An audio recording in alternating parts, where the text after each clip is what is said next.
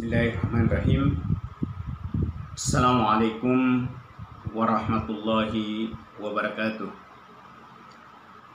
Innal hamdalillah nahmaduhu wa nasta'inuhu wa nastaghfiruhu wa nastahdi wa natubu ilaih wa na'udzu billahi min shururi anfusina wa min sayyiati a'malina may yahdihillahu fala mudilla lahu wa may yudlil fala hadiya lahu. Asyhadu an la ilaha illallah wahdahu la syarika lah wa asyhadu anna Muhammadan abduhu wa rasuluh. Allahumma salli wa sallim ala sayyidina Muhammad wa ala alihi wa ashabihi ajmain wa man tabi'ahum bi ihsanin ila yaumiddin wa ba'd.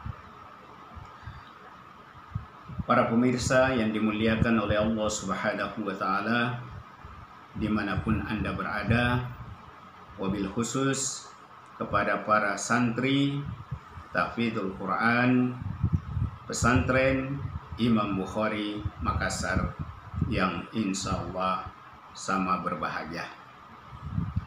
Alhamdulillah, pada kesempatan yang baik ini di bulan Syawal, Allah Subhanahu wa taala tetap memberikan kesehatan, nikmat, hidayah dari Allah Subhanahu wa taala yang merupakan nikmat tertinggi yang sungguh nikmat ini tidak diberikan kepada semua orang.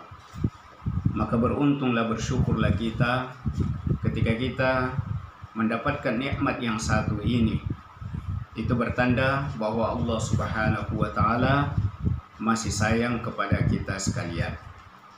Maka mari kita menggunakan nikmat ini untuk melakukan amal-amal soleh demi untuk bekal kita pada kehidupan akhirat kelak insyaallah ta'ala. Baik adik-adik sekalian yang sama berbahagia, pada kesempatan kali ini dalam waktu yang sangat singkat karena kita dibatasi oleh waktu, insyaallah kita akan mencoba untuk mempelajari, mengkaji bersama-sama materi kita yang berkaitan dengan sejarah perjuangan Rasulullah Sallallahu Alaihi Wasallam. Mengapa kita perlu belajar sejarah?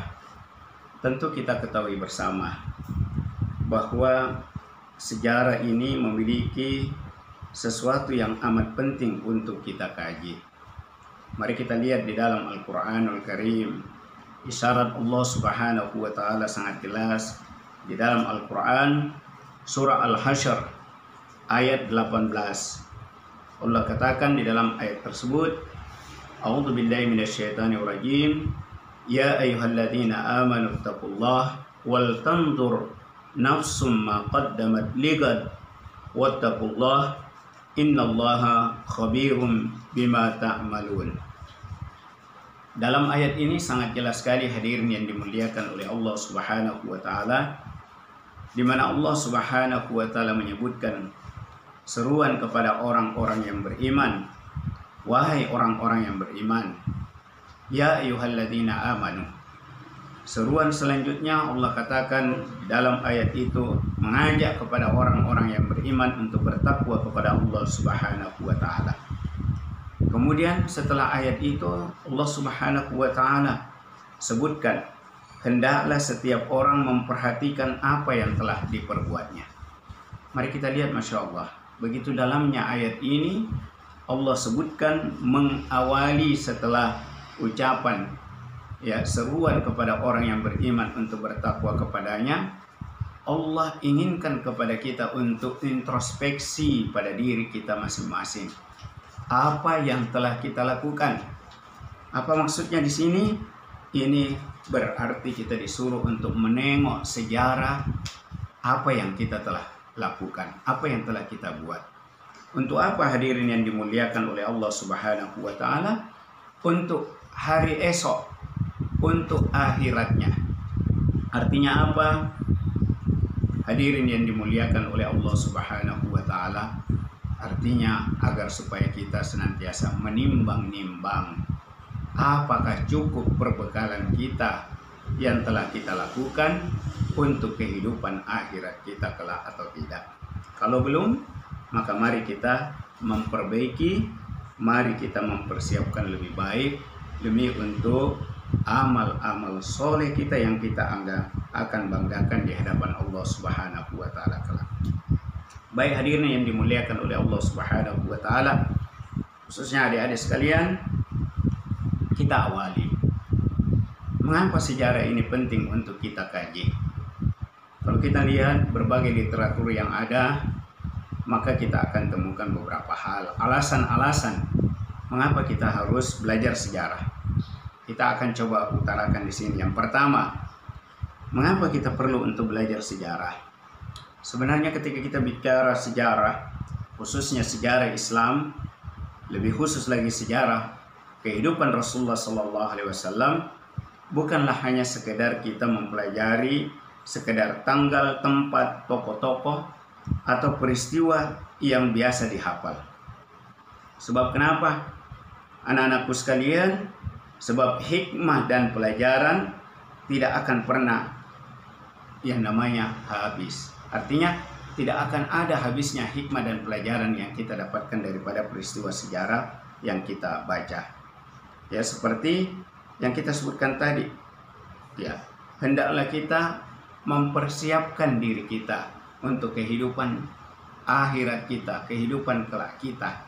Dengan mengaca peristiwa pada masa lalu atau hal yang telah kita lakukan, kita mempersiapkan diri untuk kehidupan akhirat kelak kita. Jadi jelas sekali di sini kita dapatkan bahwa dalam sejarah itu kita bisa melihat ada kisah-kisah atau contoh-contoh teladan yang pernah dilakukan oleh umat manusia. Ya, di situ kita melihat tentunya di situ ada hal-hal yang baik dan hal-hal yang buruk. Maka diminta kepada kita di sini adalah untuk melihat dan mengambil hal-hal yang baik tersebut. Coba kita perhatikan ayat-ayat Allah Subhanahu wa taala. Ketika Allah Subhanahu wa taala berfirman, "Kuntum khaira ummah." Ya, kalian adalah umat yang terbaik. Mengapa dia dikatakan di masa itu, khususnya yang dimaksud umat yang terbaik pada ayat ini adalah generasi salafus soleh, Rasulullah SAW dan para sahabatnya, generasi terdahulu. Ya, karena kenapa? Karena dia dihadirkan di tengah umat manusia untuk tentunya melakukan kebaikan-kebaikan. Ya, maka kepada kita sekalian, apa yang mereka telah lakukan, ya, melakukan amar ma'ruf dan nahi mungkar serta senantiasa beriman kepada Allah Subhanahu wa taala, inilah yang kita harus ikuti agar supaya kita termasuk dalam golongan umat yang terbaik tersebut. Ini yang pertama. Yang kedua, dalam sejarah ada juga kita jumpai ya hal-hal yang tidak baik.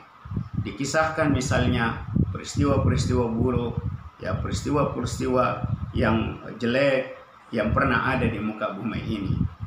Kisah misalnya ya pembunuhan pertama yang ada di muka bumi, kisah Habil dan Qabil, anak daripada Nabi Adam alaihissalam. Maka sikap kita ketika melihat hal tersebut, kita mengambil ibrah, pelajaran untuk tidak mengulangi kembali kisah buruk tersebut. Inilah yang dimaksud tentunya kita mengambil teladan, contoh. Kita tentunya sebagai seorang mukmin, orang yang beriman, tidak akan jatuh ke dalam lubang yang sama. Yang ketiga, dengan mengkaji sejarah, kita akan memahami sunnatullah. Apa yang dimaksud dengan sunnatullah di sini adalah ketentuan-ketentuan Allah Subhanahu wa taala dalam sejarah. Coba kita lihat di dalam Al-Qur'an surah Fatir ayat 43 dan ayat 44. Di mana Allah Subhanahu wa taala berfirman, apakah mereka memperhatikan ketentuan-ketentuan Allah terhadap orang-orang terdahulu? Tidaklah ada perubahan dalam ketentuan-ketentuan Allah dan tidaklah ada penyimpangan dalam ketentuan-ketentuan Allah. Kemudian dilanjutkan ayat selanjutnya, tidakkah mereka berjalan di muka bumi ini lalu memperhatikan bagaimana kesudahan orang-orang sebelum mereka?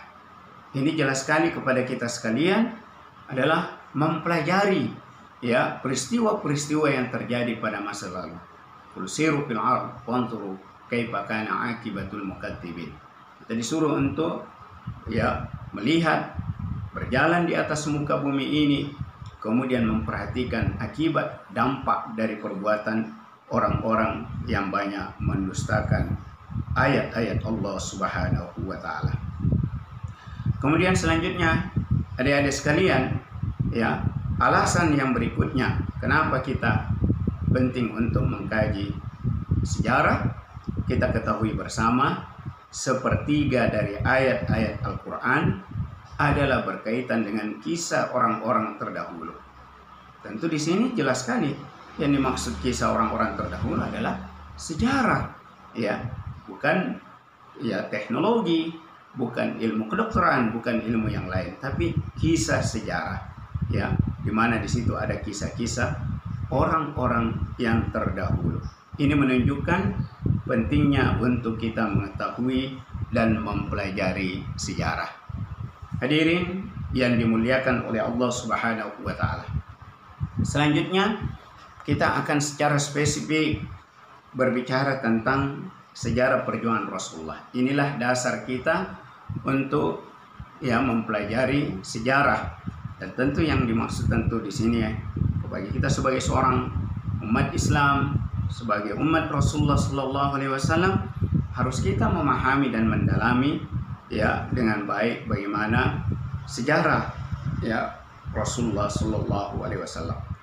Alangkah naibnya kita bisa atau kita menguasai dengan baik sejarah-sejarah ya atau kisah-kisah dari umat yang lain, ya, dari agama yang lain, ya, misalnya kisah-kisah dalam pewayangan, ya, cerita-cerita pewayangan kita kuasai, ya, kita misalnya menghafal atau kita mempelajari Bratayuda, Mahabharata, ya, Pandawa Seda, Arjuna Sasrabahu dan lain sebagainya, kita hafal di luar kepala. Tapi ketika kita ditanya tentang siapa itu Rasulullah, beliau itu anaknya siapa, lahir kapan, siapa orang tuanya, apa dan bagaimana karakteristik Rasulullah, ya, dan seterusnya, kita justru tidak memahami sama sekali ya hal-hal tersebut. Ini tentu musibah bagi kita sekalian. Baik hadirin yang dimuliakan oleh Allah Subhanahu wa taala. Berbicara tentang sirah, ya, sirah nabawiyah atau sejarah Nabi, khususnya Rasulullah Sallallahu Alaihi Wasallam, tentu kredibilitas daripada kisah atau peristiwa sejarah yang sampai kepada kita ini berdasarkan referensi, ya, dari kajian atau tulisan sejarah tersebut. Kita lihat hadirin yang dimuliakan oleh Allah, khususnya anak-anakku sekalian, harus kita pahami bahwa sumber-sumber sejarah Nabi ya bisa dikatakan valid, benar atau tidak berdasarkan sekali lagi referensi atau pijakan sumber dari kajian atau tulisan studi sejarah tersebut. Di sini kita sebutkan sumber-sumber sejarah Nabi itu bisa didapatkan dari mana saja. Yang pertama tentunya kembali kepada kitabullah, ya, kepada kitab Al-Quran. Kita ketahui bersama bahwa di dalam Al-Quran seperti yang telah kita sebutkan tadi sebelumnya, berisi kisah-kisah para nabi dan rasul sebelumnya, termasuklah Rasulullah SAW. Kita lihat misalnya bagaimana digambarkan oleh Allah Subhanahu wa taala kehidupan Rasulullah sejak kecil. Kita barangkali sering membaca surah Ad-Duha atau Wad-Duha. Kita tidak tahu bahwa di antara ayat-ayatnya itu menggambarkan bagaimana Nabi ya Rasulullah Muhammad sallallahu alaihi wasallam ketika kecil. Sebagaimana di dalam surah Ad-Duha ayat 6 sampai 7. Allah sebutkan, "Alam yajidaka yatiman fa'awa wa wajadaka dhallan fahada." Allah katakan dalam ayat itu, bukankah dia dapati engkau dalam keadaan yatim, lalu engkau dipelihara, dan dia dapati engkau dalam kebingungan, lalu engkau dibimbing. Engkau yang dimaksud dengan ayat ini adalah Rasulullah Muhammad sallallahu alaihi wasallam. Bukan hanya itu, Bukan Allah Subhanahu wa Ta'ala hanya menggambarkan bagaimana kisah Rasulullah SAW ketika beliau masih kanak-kanak, tapi Allah juga memuji bagaimana akhlak Rasulullah, sehingga mudah-mudahan ini menjadi dasar kita dalam berperilaku, dalam beretika, dalam berakhlak. Allah sebutkan di dalam Al-Quranul Karim ayat keempat surah Al-Qalam, innaka la'ala khuluqin azim. Sesungguhnya engkau memiliki akhlak yang mulia. Lagi-lagi di sini engkau adalah Rasulullah Sallallahu Alaihi Wasallam. Begitu mulia daripada sifat Rasulullah Sallallahu Alaihi Wasallam, sehingga Allah puji, dan ini menjadikan dasar kepada kita sekalian bagaimana kita agar supaya orang-orang yang mengaku sebagai umat Rasulullah SAW menjadikan teladan Rasulullah SAW dalam berperilaku sehari-hari. Mari kita lihat hadirin yang dimuliakan oleh Allah Subhanahu wa Ta'ala, bahwa dalam Al-Quran dikisahkan bagaimana Rasulullah SAW dalam kehidupannya diceritakan tentang kepedihan-kepedihan dan penderitaan-penderitaan yang dialami Rasulullah SAW dalam melakukan aktivitas dakwanya. Bagaimana Rasulullah SAW mendapatkan tuduhan-tuduhan negatif dan perlakuan-perlakuan destruktif dari orang-orang kafir jahiliyah ketika itu. Di dalam ayat Al-Quran juga digambarkan oleh Allah Subhanahu wa Ta'ala kisah-kisah pertempuran-pertempuran, peperangan-peperangan yang dilalui oleh Rasulullah SAW dan para sahabatnya. Di antaranya perang Badar, perang Uhud, perang Ahzab, bahkan perjanjian Hudaybiyah, perang Hunain, penaklukan kota Mekah, dan juga disebutkan sampai mukjizat Rasulullah SAW, yakni ketika Rasulullah melakukan Isra dan Mi'raj. Itu semua direkam di dalam ayat-ayat Al-Quran. Ini menandakan kepada kita sekalian tentunya, hadirin yang dimuliakan oleh Allah, selama kisah ataukah sejarah yang digambarkan pada kehidupan Rasulullah menjadikan dasar ayat-ayat Al-Quran, ini menunjukkan kevalidan daripada kisah atau peristiwa sejarah tersebut. Kenapa tidak mungkin orang merekayasa ayat-ayat Allah Subhanahu wa Ta'ala? Sebab Allah katakan dalam Al-Quran, inna nahnu nazzalna dzikra wa inna lahu lahafizun. Allah yang menurunkan Al-Quran dan Allah yang menjaganya. Artinya tidak akan mungkin kisah-kisah di dalam Al-Quran tersebut bersumber dari cerita-cerita Israiliyat yang tidak bisa dipertanggungjawabkan. Baik, kita lanjutkan karena waktu kita percepat. Yang kedua, dasar pijakan ketika kita mengkaji sejarah tentunya kita lihat sumbernya dari hadits-hadits Rasulullah, dari sunnah Rasulullah SAW. Bukankah kita ketahui bahwa beberapa hadits-hadits telah terkodifikasi dalam beberapa kitab-kitab yang kita bisa jadikan rujukan. Di antaranya adalah Kutubus Sittah. Buku-buku yang dimaksud dalam Kutubus Sittah di situ ada Sahih Bukhari, Sahih Muslim, Sunan Abu Daud, Sunan Nasai, Sunan Turmudi, Sunan Ibnu Majah. Ini kita bisa dapatkan informasi-informasi tentang sejarah kehidupan Rasulullah. Begitu juga dalam kitab Al-Muwatta Imam Malik, dalam Musnad Imam Ahmad, kita menemukan penjelasan-penjelasan tentang bagaimana kehidupan Rasulullah Sallallahu Alaihi Wasallam. Dan ini adalah pijakan yang kedua setelah kita mengambil marja sumber dari Al-Quran tersebut. Kemudian yang selanjutnya, hadirin yang dimuliakan oleh Allah Subhanahu wa Ta'ala, kita ketahui juga orang-orang Arab terdahulu itu terkenal sebagai pujangga-pujangga, penyair-penyair, sastrawan-sastrakawan yang terkemuka. Karya-karya mereka yang masih tersimpan dengan baik. Yang mana di antara syair-syair yang sesaman dengan kehidupan Rasulullah Sallallahu Alaihi Wasallam yang dibuat atau ditulis oleh para pujangga penyair sastrawan tersebut banyak menggambarkan kisah-kisah kehidupan Rasulullah. Seperti misalnya Hasan bin Sabit dan Abdullah bin Rawaha itu di dalam syair-syairnya banyak memberikan pembelaan-pembelaan secara puitis kepada Rasulullah SAW.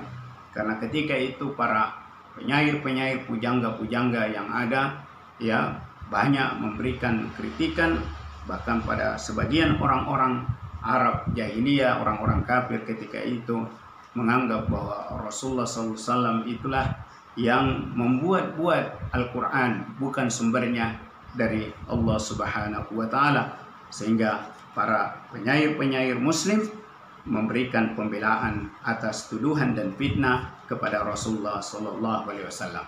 Sehingga dari apa yang mereka kemukakan itulah menjadi catatan-catatan juga sebagai sumber referensi dalam penulisan sejarah. Yang lain, saudara-saudara sekalian, kita dapatkan dari buku-buku biografi. Buku-buku biografi di sini sangat banyak sekali yang ditulis oleh para pakar atau para ilmuwan, atau mungkin kita berikan spesifikasi ya kepada mereka-mereka yang memiliki perhatian terhadap sejarah. Mereka adalah sejarawan-sejarawan di zamannya. Misalnya kita dapati tulisan-tulisan biografi Rasulullah SAW yang ditulis oleh Abbas bin Utsman bin Affan. Beliau ini hidup 32 sampai 105 Hijriah. Ada Urwa bin Zubair bin Awam ya menulis juga tentang biografi Rasulullah. Beliau ini hidup di tahun 23 Hijriah sampai 93 Hijriah. Ada Abdullah bin Abu Bakar Al-Ansari yang wafat di tahun 135 Hijriah. Ada Muhammad bin Muslim ya bin Syihab ya bin Syihab Az-Zuhri. Beliau hidup 50 sampai 124 Hijriah. Ada juga biografi Nabi yang ditulis oleh Asim bin Amr bin Qatadah Al-Ansari yang wafat di tahun 129 Hijriah. Ini menggambarkan kepada kita sekalian bahwa begitu banyak buku-buku biografi yang ditulis oleh para alim ulama, para salaf, ya bahkan di sini disebutkan para tabi'in yang menjelaskan tentang kehidupan Rasulullah Sallallahu Alaihi Wasallam. Kemudian kita lihat juga para ulama-ulama yang selanjutnya, ya para ilmuwan, para sejarawan, ketika mereka menulis buku-buku khususnya yang berkaitan dengan sejarah kehidupan Rasulullah. Ada buku sirah karangan Ibnu Hisham. Siapa ini Ibnu Hisham? Dia adalah Abdul Malik bin Ayyub Al-Ansari yang dibesarkan di kota Basra dan wafat pada tahun 213 Hijriah. Dia menulis buku-buku sirah. Ibnu Hisham mengarang buku berjudul As-Siratu An-Nabawiyah. Sumber datanya sama dengan sumber data yang dipakai oleh Muhammad bin Ishaq, yakni melalui muridnya Al-Baqai, ya seperti yang disebutkan di dalam buku-buku para ulama. Kemudian hadirin yang dimuliakan oleh Allah Subhanahu wa Ta'ala, ada juga buku yang dikenal dengan buku Tabaqat yang dikarang oleh Ibnu Sa'ad. Siapa ini Ibnu Sa'ad? Beliau adalah Muhammad bin Mani Az-Zuhri, lahir di Basra pada tahun 168 Hijriah dan wafat di Baghdad pada tahun 230 Hijriah. Beliau ini adalah sekretaris pribadi Muhammad bin Umar Al-Waqidi, seorang ahli sejarah kenamaan dengan spesialisasi keilmuan di bidang sejarah, peperangan, dan biografi. Ini diperkirakan pada tahun 130 sampai 207 Hijriah. Hadirin yang sama berbahagia, kita juga jumpai sirah Nabi dalam buku tarikh karangan At-Tabari. Siapa ini At-Tabari? Dia adalah Muhammad bin Jarir At-Tabari, 224 sampai 310 Hijriah. Beliau seorang imam, beliau seorang ahli hukum Islam dan ahli hadis. Dalam fikih dia pernah membangun mazhab tersendiri tapi tidak menyebar luas. Buku-buku sejarah yang dikarangnya tidak hanya mengenai biografi Nabi, tetapi juga sejarah pemerintahan Islam sejak mula sampai dengan pemerintahan pada masanya. Hadirin yang sama berbahagia, banyak lagi buku-buku yang lain. Di antaranya buku-buku yang ditulis oleh ulama-ulama selanjutnya, yakni Dalail An-Nubuwah karangan Al-Isbahani, atau As-Sama'ilul Muhammadiyah karangan At-Turmudi. Ini tentang karakteristik kehidupan atau perilaku akhlak Rasulullah SAW. Sudah banyak sekali diterjemahkan ya kitab tersebut. Ada Zadul Ma'ad yang ditulis oleh Imam Ibnul Qayyim. Ada Asy-Syifa oleh Qadi Iyad. Al-Wahibul Ladunniyah oleh Al-Kustuhulani. Ya, kemudian banyak lagi buku-buku lainnya ya, diantaranya yang kontemporer tulis Nurul Yaqin oleh Syekh Muhammad Al-Khudari dan ulama-ulama belakangan ini.